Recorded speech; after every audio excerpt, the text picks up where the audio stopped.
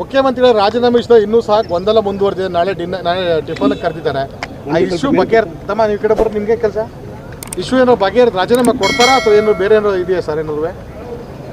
ಈಗ ನೋಡಿ, ಇದು ಸಣ್ಣ ವಿಚಾರ ಅಲ್ಲ. ಈ ನಿರ್ಣಯಗಳು ತೀರ್ಮಾನಗಳನ್ನು ಕಾಂಗ್ರೆಸ್ ಪಕ್ಷದ ವರಿಷ್ಠರು, ಕಾಂಗ್ರೆಸ್ ಪಕ್ಷದ ಹೈಕಮಾಂಡ್ನವರು ಅಧಿಕೃತವಾಗಿ ಘೋಷಣೆ ಮಾಡೋವರೆಗೂ ತೀರ್ಮಾನದ ಬಗ್ಗೆ ನಾನಂತೂ ಹೇಳಲಿಕ್ಕೆ ಸಾಧ್ಯ ಇಲ್ಲ. ಅದೇ ರೀತಿ ಸನ್ಮಾನ್ಯ ಮುಖ್ಯಮಂತ್ರಿಗಳು ಸಿದ್ದರಾಮಯ್ಯನವರು ಸುದೀರ್ಘವಾದಂಥ ರಾಜಕೀಯ ಬದುಕನ್ನು ನೋಡಿದಂಥವ್ರು, ರಾಜ್ಯದ ಮುಖ್ಯಮಂತ್ರಿಗಳಾಗಿ 8 ವರ್ಷ ಕಾರ್ಯನಿರ್ವಹಿಸಿದಂಥವರು, ಅವರ ರಾಜೀನಾಮೆ ವಿಚಾರವನ್ನು ನಾನು ಚರ್ಚೆ ಮಾಡಲಿಕ್ಕೆ ನಾನು ಸಿದ್ಧನಿಲ್ಲ.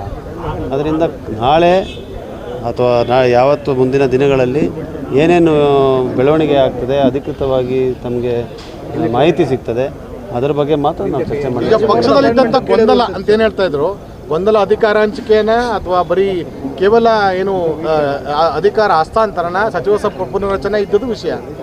ಈಗ ನಿಮ್ಮ ರಾಷ್ಟ್ರೀಯ ವರಿಷ್ಠರ ಚರ್ಚೆ ಮಾಡಿದ್ದಾರೆ. ಇನ್ನೂ ಸಹ ಯಾವುದು ಸ್ಪಷ್ಟತೆ ನಿಮಗೂ ಇಲ್ವಾ ಅಥವಾ ಅಲ್ಲ? ಹೇಳ್ಬೇಡಿ ಹೇಳಿ ಅಂತಲ್ಲ ಪ್ರಶ್ನೆ. ಕೆಲವು ನಿರ್ಣಯಗಳು, ತೀರ್ಮಾನಗಳನ್ನು ಖಂಡಿತವಾಗಿ ವರಿಷ್ಠರು ತಗೊಂಡಿದ್ದಾರೆ. ಆ ತೀರ್ಮಾನಗಳು, ನಿರ್ಣಯಗಳು ಏನು ಅಂಥೇಳಿ ಅವರೇ ಅಧಿಕೃತವಾಗಿ ಹೇಳಬೇಕೆ ಹೊರತು ನಾನು ಹೇಳಲಿಕ್ಕೆ ಸಾಧ್ಯ ಆಗೋದಿಲ್ಲ. ಮತ್ತು ಮುಖ್ಯಮಂತ್ರಿಗಳು ಕೂಡ ಅವರ ತೀರ್ಮಾನ ಏನು, ಯಾವ ರೀತಿ ಅವರ ಮುಂದಿನ ನಡೆ, ಅದನ್ನು ನಾಳೆ ಹೇಳ್ತೀನಿ ಅಂತ ಹೇಳಿದ್ದಾರೆ. ಮಾಧ್ಯಮದವ್ರಿಗೂ ಹೇಳ್ತೀನಿ, ಶಾಸಕರಿಗೂ ಹೇಳ್ತೀನಿ ಅಂತ ಹೇಳುವಂಥ ಮಾತನ್ನು ಇವತ್ತು ನಡೆದಂಥ ಸಭೆಯಲ್ಲಿ ಕೂಡ, ಅಂದರೆ ಎಲ್ಲರೂ ಭೇಟಿ ಮಾಡಲಿಕ್ಕೆ ಬಂದಂಥ ಸಂದರ್ಭದಲ್ಲೂ ಕೂಡ ನಾನೇನು ಇವತ್ತು ಮಾತಾಡೋದಿಲ್ಲ, ನಾಳೆ ಮಾತಾಡ್ತೀನಿ ಅಂತ ಹೇಳಿದ್ರು. ಯಾಕಂದರೆ ಅನೇಕ ಪ್ರಶ್ನೆಗಳನ್ನು ಸಚಿವರು ಮತ್ತು ಶಾಸಕರು ಅವ್ರನ್ನ ಕೇಳಿದಾಗ ಅವರು ಅದನ್ನು ಭಾಳ ಸ್ಪಷ್ಟವಾಗಿ ಹೇಳಿದ್ದಾರೆ. ನಾನು ಇವತ್ತೇನು ಮಾತಾಡೋದಿಲ್ಲ, ನಾಳೆ ಮಾತಾಡ್ತೀನಿ ಅಂತ ಹೇಳಿದ್ದಾರೆ. ಅದರಿಂದ ನಾವು ನಾಳೆವರೆಗೂ ಕಾಯೋದು ಸೂಕ್ತ. ರಾಜಭವನದ ಸಮಯವನ್ನು ಸಹ ಕೇಳಿರುವಂಥದ್ದು ಸರ್? ಸಮಯವನ್ನು ಕೇಳಿಲ್ಲ. ರಾಜ್ಯಪಾಲರು ಎಷ್ಟೊತ್ತವರೆಗೂ ರಾಜಭವನದಲ್ಲಿ ಇರ್ತಾರೆ ಅಂಥೇಳಿ ಅವರು ಸಚಿವಾಲಯದವರು ಯಾರೋ ಕೇಳಿದ್ದಾರೆ. ಅದಕ್ಕೆ ಅವರು ಏನು ಅಪಾಯಿಂಟ್ಮೆಂಟ್ ತೊಗೊಂಡಿದ್ದಾರೆ ಅಂತಲ್ಲ ಅದರ ಅರ್ಥ. ಆದರೆ ಅದೇನೇ ಇರಲಿ, ಅದೆಲ್ಲದಕ್ಕೂ ಕೂಡ ನಾಳೆ ನಮಗೆ ಸ್ಪಷ್ಟತೆ ಸಿಗ್ತದೆ. ಶಾಸಕರು ರಾಜೀನಾಮೆ ಕೊಡಬೇಡಿ ಅಂತಂದು ಹೇಳ್ತಾ ಇರುವಂಥದ್ದು, ಇನ್ನೊಂದು ಕಡೆ ಸಹಿ ಸಂಗ್ರಹ ಆಗ್ತಾ ಇದೆ ಅನ್ನೋ ಮಾತುಗಳು ಸರ್. ಸಹಿ ಸಂಗ್ರಹ ಆಗ್ತಾ ಇಲ್ಲ ಮತ್ತು ಈ ಥರ ಭಾವನೆಗಳನ್ನು ವ್ಯಕ್ತಪಡಿಸುವಂಥದ್ದು ಸಹಜ. ಈಗಾಗಲೇ ನಾನು ಹೇಳಿದಾಗೆ 8 ವರ್ಷ ಮುಖ್ಯಮಂತ್ರಿಗಳಾಗಿ, ಅನೇಕ ವರ್ಷಗಳ ಕಾಲ ಉಪಮುಖ್ಯಮಂತ್ರಿಗಳಾಗಿ ಸೇವೆ ಸಲ್ಲಿಸಿದವರಿಗೆ ಭಾವನಾತ್ಮಕವಾದಂಥ ಸಂಬಂಧ ಅನೇಕ ಶಾಸಕರ ಜೊತೆ, ಸಚಿವರ ಜೊತೆ ಇರುವಂಥದ್ದು ಸಹಜವಾದಂಥ ವಿಚಾರ. ಅವರವರ ಭಾವನೆಗಳನ್ನು ವ್ಯಕ್ತಪಡಿಸ್ತಾರೆ. ಕೊನೆಯದಾಗಿ ನಾನೇ ಇರ್ಬೋದು, ಈಗ ಕಳೆದ 3 ವರ್ಷದಿಂದ ಮಾನ್ಯ ಮುಖ್ಯಮಂತ್ರಿಗಳ ಜೊತೆ ನಾನು ಕೆಲಸ ಮಾಡಿದ್ದೀನಿ. ಅವರ ಕಾನೂನು ಸಲಹೆಗಾರನಾಗಿ ಪ್ರತಿ ಸಂದರ್ಭದಲ್ಲೂ ಅವ್ರ ಜೊತೆಗಿದ್ದೀನಿ. ಈಗ ನನ್ನ ಭಾವನೆಗಳು ಏನೇ ಇರ್ಬೋದು, ಆದರೆ ಪಕ್ಷದ ನಿಲುವು, ಪಕ್ಷದ ನಿರ್ಧಾರ ನಾವೆಲ್ಲರೂ ಕೂಡ ಬದ್ಧರಾಗಿರಬೇಕು ಅಂತ ಹೇಳುವಂಥದ್ದು ಎಲ್ಲರ ಅಭಿಪ್ರಾಯ. ಅದು ಮುಖ್ಯಮಂತ್ರಿಗಳು ಕೂಡ ಅದೇ ಅಭಿಪ್ರಾಯದಲ್ಲಿದ್ದಾರೆ, ಉಪಮುಖ್ಯಮಂತ್ರಿಗಳದ್ದು ಕೂಡ ಅದೇ ಅಭಿಪ್ರಾಯ.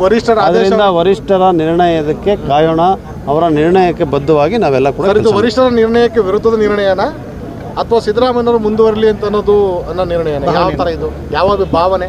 ಶಾಸಕರ ಭಾವನೆಗಳಿಗೆ ಮನ್ನಣೆ ಕೊಡ್ತೀರೋ, ವರಿಷ್ಠರ ಭಾವನೆಗೆ ಮನ್ನಣೆ ಕೊಡ್ತೀರೋ? ಭಾವನೆ ಅಂತ ಹೇಳಿದ್ರೆ ಸಂಖ್ಯಾಬಲಕ್ಕೆ ಮನ್ನಣೆ ಕೊಡ್ತೀರೋ? ನೋಡಿ, ಪಕ್ಷ ಅಂತ ಹೇಳಿದ್ರೆ ತಂದೆ ಆದಂಥ ಶಿಷ್ಟಾಚಾರ ಇರ್ತದೆ, ಶಿಸ್ತಿರ್ತದೆ, ಅದಕ್ಕೆ ಒಂದು ಸ್ಟ್ರಕ್ಚರ್ ಅನ್ನೋದು ಇರ್ತದೆ.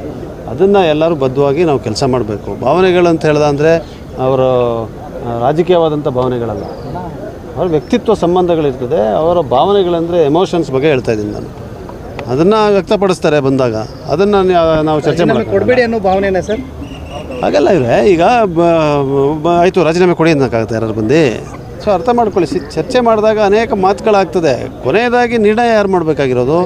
ಹೈಕಮಾಂಡ್ ನಿರ್ಧಾರ ಮಾಡ್ತಾರೆ, ಮುಖ್ಯಮಂತ್ರಿಗಳು ನಿರ್ಧಾರ ಮಾಡ್ತಾರೆ.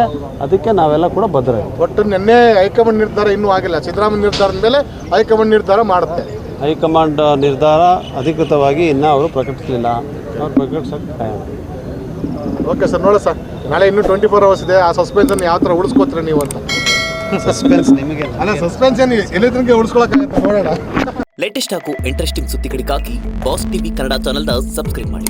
ಹಾಗೆಯೇ ಬೆಲ್ ಐಕಾನ್ ಪ್ರೆಸ್ ಮಾಡಿ. ಇದರ ಜೊತೆಗೆ ಫೇಸ್ಬುಕ್, ಇನ್ಸ್ಟಾಗ್ರಾಮ್, ಎಕ್ಸ್ನಲ್ಲೂ ಮಿಸ್ ಮಾಡದೆ ಫಾಲೋ ಮಾಡಿ.